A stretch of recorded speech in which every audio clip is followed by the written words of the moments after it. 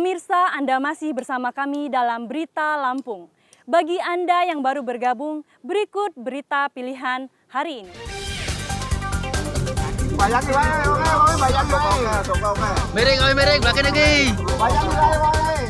Warga menghanyutkan jenazah di sungai menuju tempat pemakaman umum.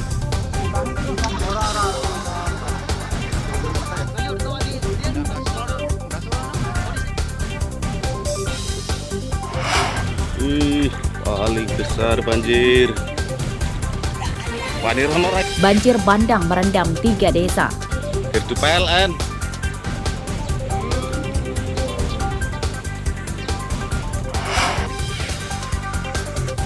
Sebuah minibus terpental ke halaman rumah akibat tertabrak truk yang pecah ban.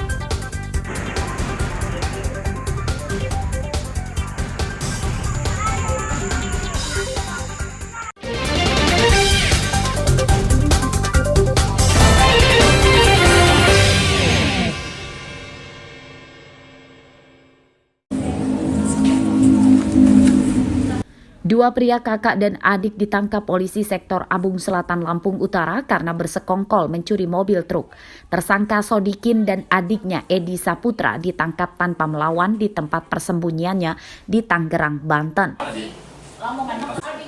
Korban pencurian adalah seorang sopir truk warga kecamatan Sepenggal, Jambi. Pencurian truk direncanakan kedua tersangka dengan menipu korban bahwa ada pekerjaan atau job muatan. Setibanya di Lampung, tersangka memperdaya korban dan mencuri mobil korban yang diparkir di halaman rumah makan. Kami dari Jambi itu dimodusin kalau ada muatan kan di Lampung. Sampai di Lampung di rumah makan Selaras itu supirnya saya bawa pergi. Saya tinggalin di jalan. Sudah itu? Udah itu mobilnya dibawa abang. Kronologi penangkapan itu tersangka yang diduga tersangka itu 2 orang melarikan diri ke Pulau Jawa. Pulau Jawa ada informasi kami melakukan penangkapan di Pulau Jawa, wilayah Tangerang.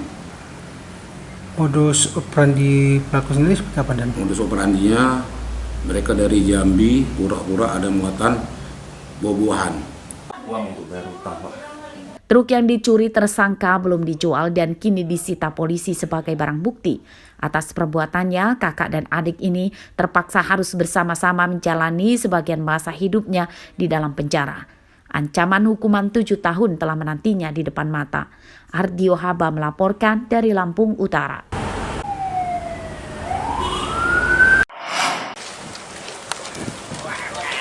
Kegembiraan terpancar di wajah Agung Wijaya setelah mobilnya yang hilang selama 7 bulan akhirnya ditemukan pada Rabu siang.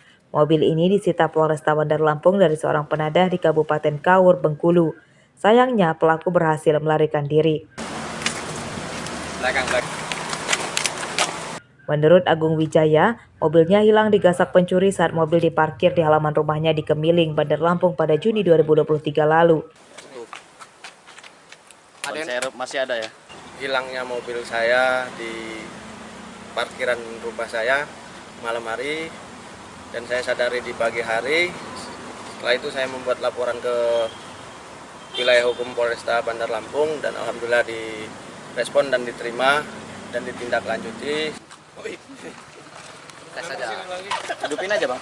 Terungkapnya keberadaan mobil korban setelah polisi menangkap pencurinya bernama Amriyadi pada Agustus 2023 lalu. Tersangka mengakui mobil curiannya dijual di Bengkulu dengan harga 80 juta rupiah. Kendaraannya kita cari tahu terus, selidiki terus. Ternyata informasi terakhir keberadaannya ada di Bengkulu Selatan, di daerah Kaur. Kita kerjasama dengan Satreskrim, alhamdulillah direspon dan dibantu dengan Kasatreskim di sana. Kita kerjasama, ya kendaraannya berhasil kita amankan. Mobil hasil sitaan dari kawanan pencuri ini kemudian diserahkan polisi ke pemiliknya secara gratis, namun pemiliknya harus menunjukkan BPKB dan STNK. Robi Laste melaporkan dari Bandar Lampung.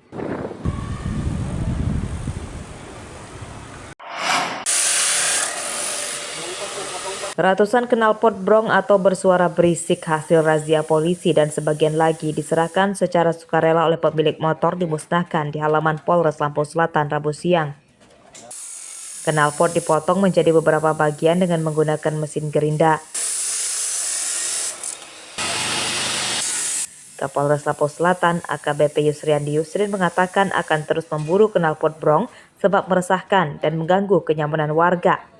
Warga yang menggunakan motor berknalpot brong diimbau segera diganti dengan knalpot standar sebelum ditangkap dan ditilang. Ya, termasuk juga kita turun ke sekolah-sekolah dan tempat-tempat keramaian lainnya ya terkait knalpot brong ini. Karena memang kita lihat kan beberapa hari terakhir ini terkait knalpot brong ini cukup marak ya di Indonesia dan menjadi perhatian juga dari pimpinan kepolisian dan Pak Kapolri, Pak Kapolda, sehingga kami pun juga terus berupaya menekan ya terkait penggunaan knalpot brong di Lampung Selatan ini. Untuk memberantas knalpot brong di jalanan, polisi juga melibatkan komunitas anak motor untuk memberikan edukasi kepada teman-temannya. Haris Susanto melaporkan dari Lampung Selatan.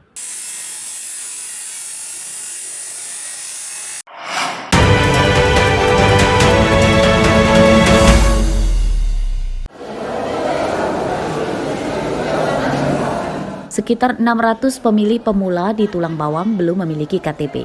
Padahal nama mereka tercatat dalam rekapitulasi daftar pemilih tambahan pada pemilu serentak 14 Februari 2024 mendatang. Kebanyakan dari mereka masih berstatus pelajar SMA tingkat akhir. Guna memfasilitasi pembuatan KTP, Dinas Kependudukan dan Catatan Sipil menggelar layanan jemput bola ke desa-desa. Salah satunya di kantor Kecamatan Banjar Agung. Percepatan pembuatan KTP dilakukan supaya pemilih tambahan bisa memberikan hak suaranya. Menurut Disduk Capil, ada posko perekaman KTP di sejumlah titik yang dibuka. Masyarakat diimbau bisa memanfaatkan program ini.